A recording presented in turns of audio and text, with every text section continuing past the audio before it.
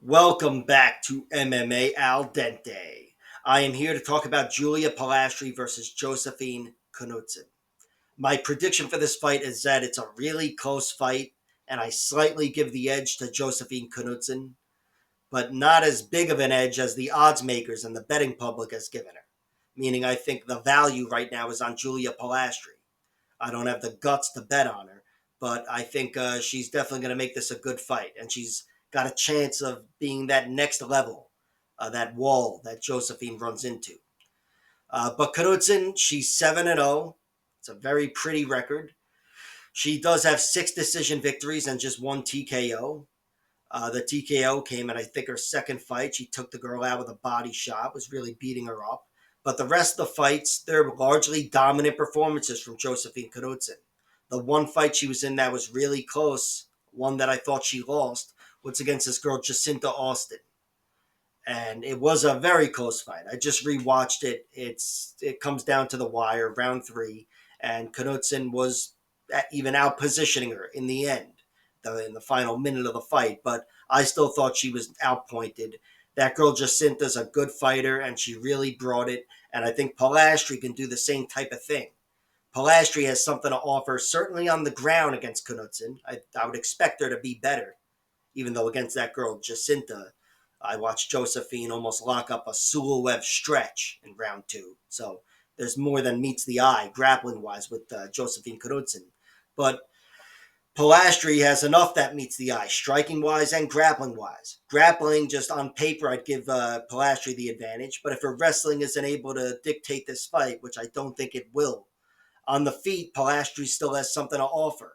She's got really good, effective straight punches, throws them in combos, gets better down the stretch, or, doesn't fade anyway.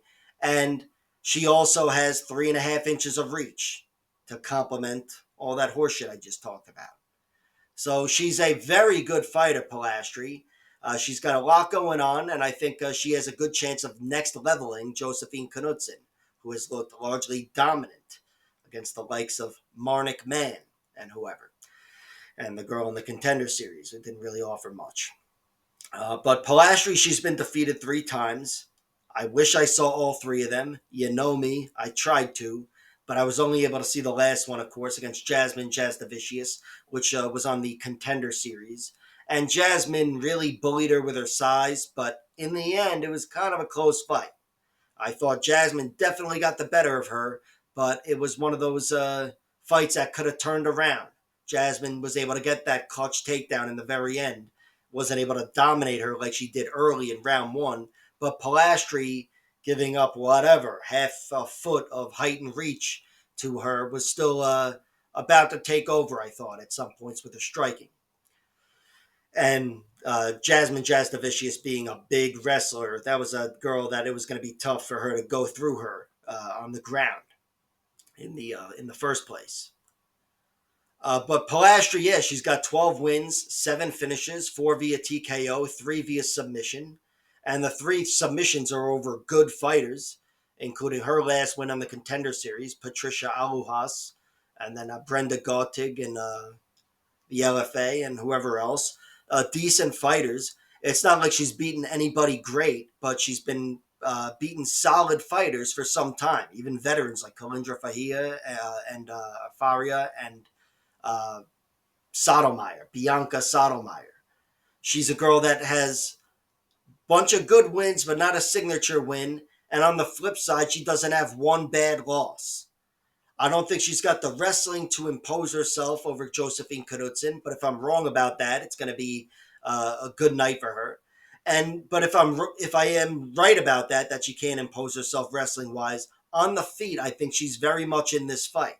The reason I'm picking against her is because I think, despite her reach, I think Josephine Knudsen has a little more of a diverse attack, and especially on the inside, I expect her to rip her with knees to the head and, of course, to the body, which is how she got her one finish, Josephine Knudsen. So the pick is Knudsen via decision. I will wait for the props, but right now I think there's value on Julia Polastri. So I'll wait for the props on that end as well. But as of now, staying away from this and hoping to learn more about both fighters, frankly. Like, share, subscribe, all that horse shit, and check out my other